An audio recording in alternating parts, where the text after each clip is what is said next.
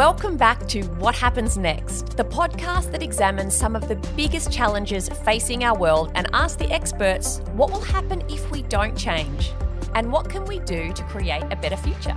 I'm Dr Susan Carland. Keep listening to find out what happens next.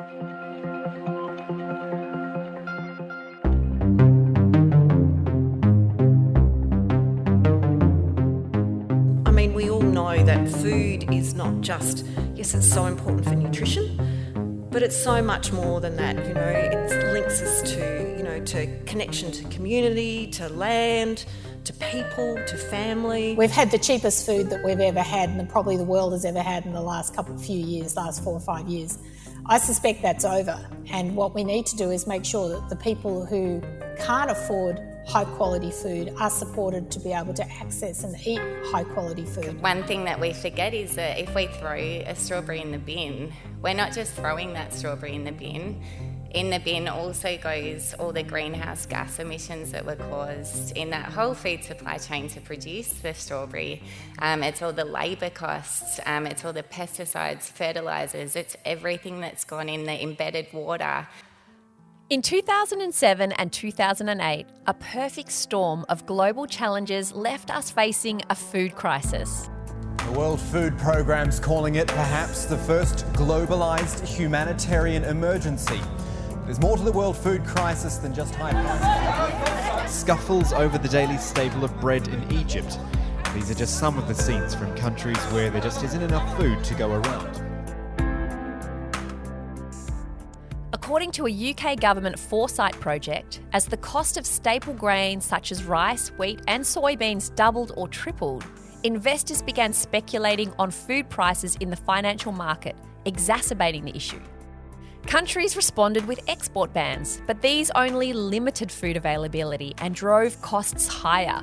Ultimately, riots and violent demonstrations broke out, leading to military intervention in some cases and threatening global security. A street protest against rising food costs recently turned violent in the Haitian capital Port-au-Prince, as well as in cities in other developing countries. And it all started due to a combination of natural disasters, the growing world population, and changing climate conditions. Sound familiar?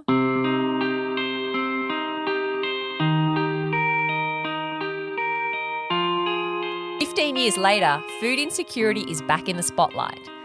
Those same underlying circumstances haven't gone away, and although we learned important lessons from the 2008 crisis, our existing food systems haven't changed much.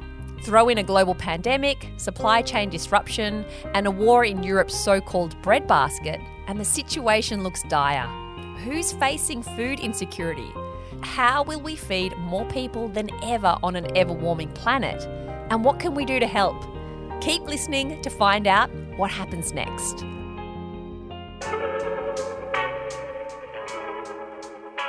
Hi, I'm Sue Kleve. I'm from the Department of Nutrition, Dietetics and Food here at Monash University in the Faculty of Medicine, Nursing and Health Science. And my role there is a senior lecturer. I have a teaching and research role there.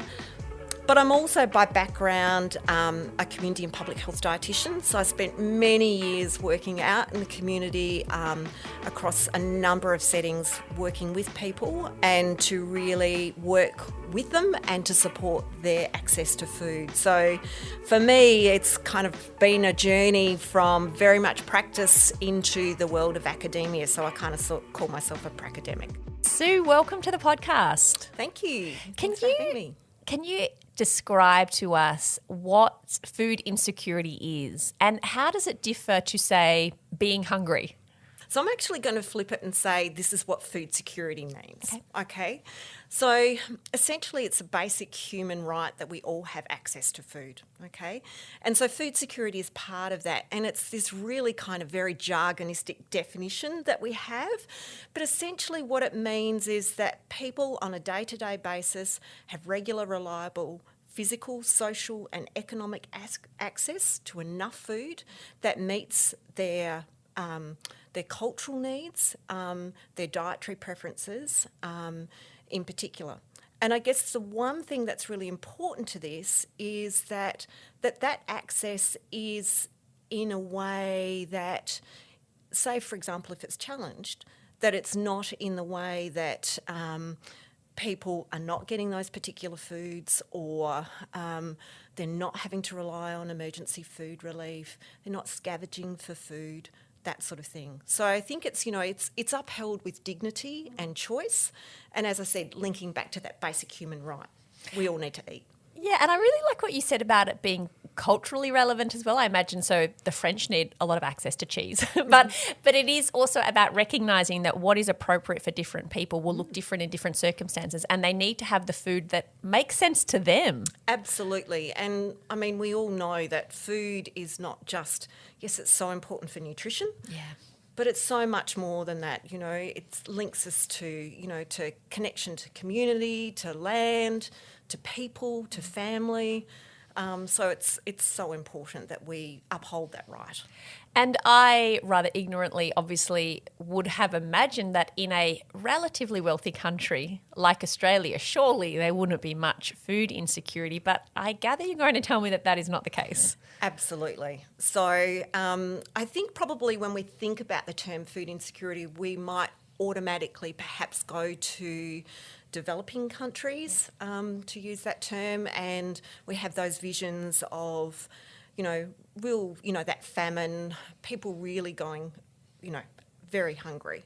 But unfortunately what we're seeing, that certainly is, quite challenging, but what we are seeing in high-income countries like Australia, increasingly many people are experiencing food insecurity. And so by that, what I mean, there's this kind of like this continuum of experience, okay? So it can start off where we don't have those challenges around accessing food. But for some people, it can be starting off, they're starting to get stressed, worried, concerned about whether they can put food on the table to feed themselves and their household. It can progress to changing, starting to change and make sacrifices around the types of foods that they might normally choose. It can mean cutting down on the volume of foods as well. And I guess what we'd sort of see, the really pointy end of the spectrum is where people are going without food, okay, in a household. And quite often what we'll see is that if there's households with children, it's the parents who really, they make those sacrifices so that they're not seeing their children sort of experiencing this. So I think, in answer to your question, it is a very hidden problem, particularly certainly in Australia, because it also goes with that very much around the shame that people, are facing challenges. But I think certainly through the last couple of years in terms of with COVID, with some of the impacts around the challenges to our food supply, increasingly more Australians are experiencing this. So food insecurity is actually getting worse in Australia, not better? That's correct.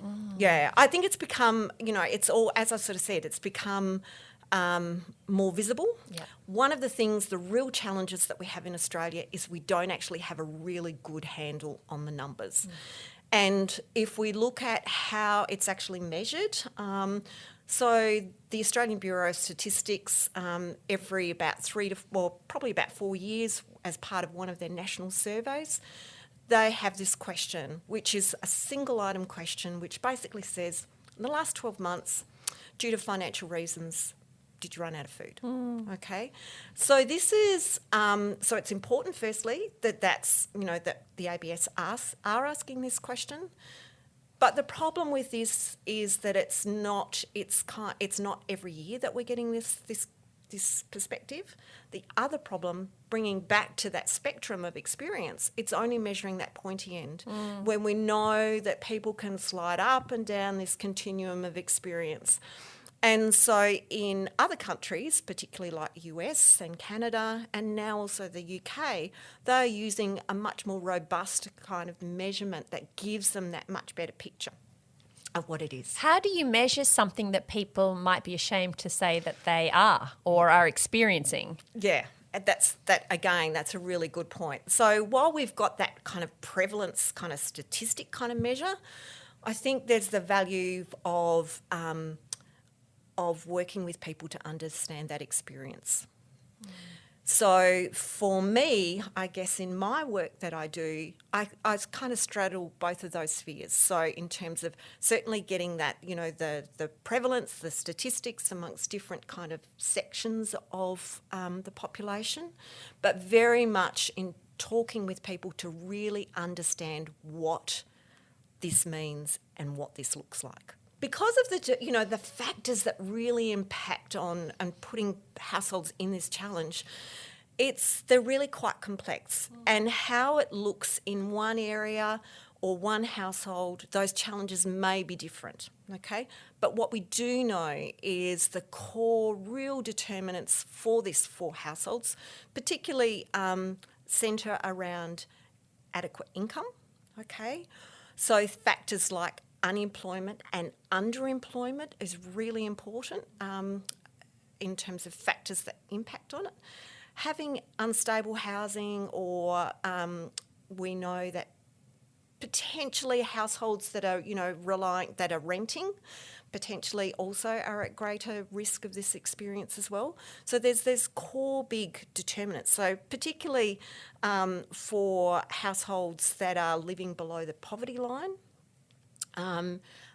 they certainly face, many challenges. So the core determinants quite often centre around more than just, if we give people food, that's going to solve the problem. It's going to bring them out. It won't, okay? What it might do is relieve the immediacy of the experience, but it's not going to lift people out of the experience. So sometimes, we sort of refer to it as a bit of a Band-Aid. So unfortunately in Australia, food insecurity is a really big problem. Liza Barbour is a dietitian working in public health, nutrition and food sustainability systems at Monash University. I think the stats last year, 1.2 million children in Australia experienced food insecurity.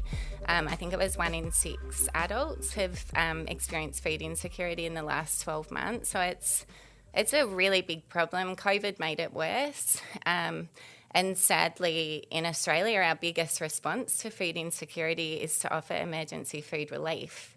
So that's asking people to line up at a soup kitchen or a food van to get food that in many cases would otherwise go to waste. And so we're using that to feed people. So you said that when there is instances of food insecurity, sort of the common way to address it is to have emergency food supplies or whatever. Is that a good thing? Is that a bad thing? Yeah, it's a good question. It is our only thing in Australia, and it's certainly not addressing the root causes of food insecurity. So we can look to responses in places like Canada are much more progressed in this area than we are. We need to increase income, the basic income that people are relying on. There's research to show that we've got our Australian dietary guidelines that tell us what food we should be eating to maintain a healthy life, and research has shown that if you're on welfare payments, there is no way you can afford that food. So we're setting people up to fail. There's just not enough money, so we do need to absolutely raise the rate. And then affordable housing is another big issue. If you don't have a roof over your head, food is not really something that you're thinking about at that point. So thinking of that Maslow's hierarchy of needs, we really have really big issues here in Australia, and food insecurity is one of those. The problems aren't all systemic. Australia has another problem, a big one. One of your areas of expertise is sustainable food systems. What is a sustainable food system? Most people think of the food system as just that kind of journey from paddock to plate, and those steps that we go through of like producing the food and transporting it, consuming it, and then wasting it. But what I've learned is it's actually so much bigger than that. So that's a really big part of the food system. But then you've got all these other activities and factors that influence the food supply chain. So you've got public policy, you've got different regulations that are in place, but then probably the most overlooked part is all the people that are involved in that process. And so it's all the humans behind growing our food and driving the trucks and the planes and moving food from A to B. So it's the humans behind the food supply chain that make up a really big part of the system. And I guess that as well, that includes us. So us all, you know, we all consume food, so we're all a really important part of the food system as well. Do you think we have a good sustainable food system in Australia? No, absolutely not. And we're not unique. Unfortunately, I am sad to say that we're probably one of the worst if you look at a global picture. Why are we so bad? Yeah, so there's this, I just actually read this really alarming statistic. Researchers have recently revealed that if the global population were to eat the way we eat in Australia, we would need 6.5 Earths by 2050 in order to support food production. Is that because we eat too much or we waste too much? It's both, and it's other things as well. So we're eating the wrong foods, we're over-consuming food, and then we're wasting a huge amount of food. And I think one thing that we forget is that if we throw a strawberry in the bin, we're not just throwing that strawberry in the bin. In the bin also goes all the greenhouse gas emissions that were caused in that whole food supply chain to produce the strawberry. It's all the labour costs, it's all the pesticides, fertilisers, it's everything that's gone in the embedded water. So yeah, food waste is it's a horrible problem that we really need to face. We really need to address pretty quickly. Ian Carson is the co-founder of SecondBite, a national food rescue organisation here in Australia. Ian, welcome. Tell us about SecondBite. What do you do? So SecondBite is a voluntary organisation, a for-purpose organisation, which rescues food which would otherwise be thrown away or discarded for a whole variety of reasons. And it collects that food and it distributes it to agencies like the Salvation Army, the Red Cross, St Vincent de Paul, Sacred Heart Mission, who then give it to people who are in need. And SecondBite collects food from places like Coles, Safeway, markets, growers, and it takes that food to over 1,400 agencies in virtually every community in Australia, and gives it to those in need free of charge. So, and last year, SecondBite collected enough food to provide over 50 million meals to those in need. So that's fantastic, but it's also really tragic. Yes, it's an indictment that much food was going to be chucked out. It is an absolute indictment on us. Yeah. If we look at all the food that's wasted in Australia or around the world, the biggest issue is actually in our fridges at home. Yeah, right. 50% of the food that's wasted is wasted from our fridges, okay? 5% is wasted at the supermarkets, and about 45% is in the food chain from the grower through to the retailer. You mentioned some of the global things that are happening to impact food security. I wanted to ask you about that. So, because I noticed I went and bought a cauliflower the other day. It was about $8, which is a lot for a cauliflower. And then when I went home and finally a week later remembered that I had the cauliflower, I was horrified to see there were already some brown bits on it. And as I was scraping it off last night, I'm like, I'm just sending dollars down the drain because I should have cooked this earlier. So I'm part of that 45%.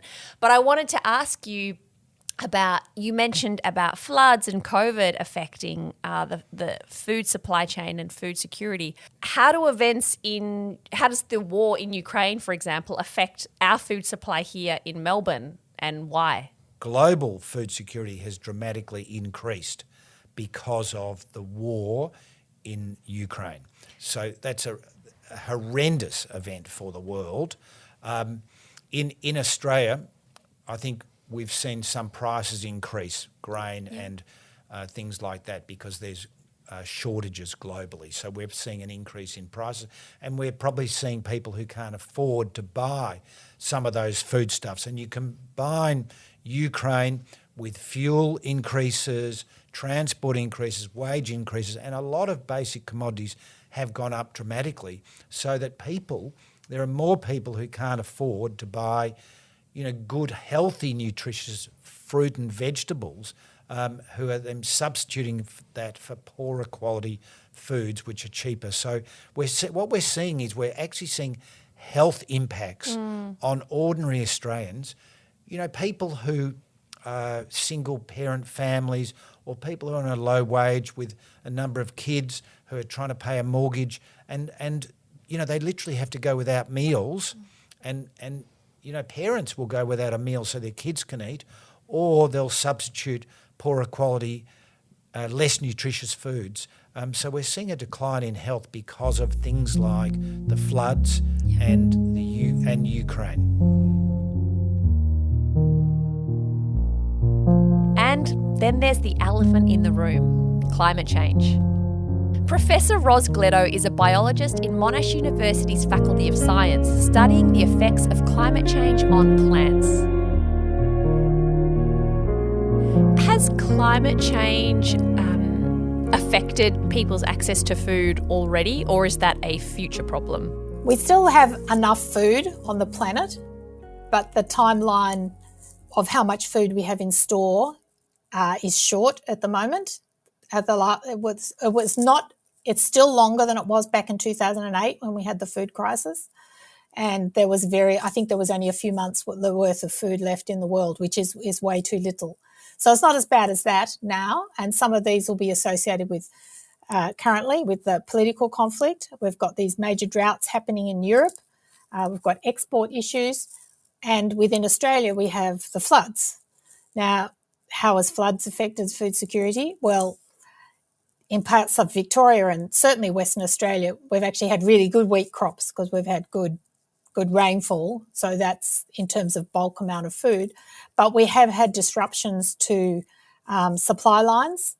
And I think one of the things that food security has really emphasised for me, and again, this is a bit outside my field because I'm a plant scientist, but is that we need to have supply chains sorted out. And if those supply chains are broken or if they're very long, like food from Australia being sent somewhere else in the world to be processed and then come back here, that's not really super sensible when those supply chains could be disrupted by floods or cyclones or anything else that's going on, which are becoming more prevalent. If we don't sort out food security in Australia but also in the world, what do things look like in the next 50 years? I think we can sort out these problems. So I just want to start by not being negative about that, because I think these problems are solvable, but however, they are complex. So what does it look like in the next 30, 40 years? We've got rising carbon dioxide, which can be good for plant growth because it grows better. However, we know that it also leads to decreasing protein in both leaves and grains. So the leaves, which it can be grass to feed cattle or whatever, is not as nutritious. The grain is not as nutritious. You may not be able to make bread very well because the wheat grains will have less protein. So that's a direct carbon dioxide effect. We have a temperature effect where we have, even though there could be plenty of rain in many areas as a result of climate change, the high temperatures lead to surface drying. So that can be a problem with drought. So that will be the reduction of crop yields. And also in things like cassava and in sorghum, forage sorghum that I work on, you get an increase in the toxicity of those crops. It's probably like the same. So I'm going to paint this bad scenario of everything being bad. The thing that actually keeps me up late at night, there's two things. One is very high temperatures around when the crops are pollinating, because if you have high temperatures above about 35 when pollination, you don't get viable pollen, therefore you don't get any grains. So that's really bad. Rising sea level is seriously the thing that keeps me up at night, because I think that's an ongoing issue. And salinity affects then the salt water gets into the ground crops and so on. So these are really big problems. One of the things that has concerned me is that food is very, with the exception of perhaps iceberg lettuces, but food is actually pretty cheap. I think we've had the cheapest food that we've ever had and probably the world has ever had in the last last 4 or 5 years. I suspect that's over. And what we need to do is make sure that the people who can't afford high quality food are supported to be able to access and eat high quality food. Do we have any food insecurity in Australia at the moment? I'm not an expert in this field, but the answer to that is yes. I mean, Australia is one of the most food secure countries in the world, both from the sense that we produce a lot of food and we export most of it. However, there are people who miss meals, and food insecurity can be associated with people who are missing meals. There are students who are missing meals. There are people who are homeless who are missing meals. There are people with families that don't have enough money to buy their food and they're missing meals, and that would fit the definition of food insecurity. And given the amount of food we produce in this country, I don't think that's acceptable. Thanks to a toxic combination of COVID, climate change, war, and natural disasters, food insecurity is affecting more people than ever before. But don't start stockpiling tins in your underground bunker just yet. In part 2 of our series, I'll be back with the good news about the future of food and what you can do to make a difference. Join us next time. Thanks to all our guests today, Dr Sue Kleve, Liza Barbour, Ian Carson AM and Professor Ros Gleadow. For more information about their work, visit our show notes.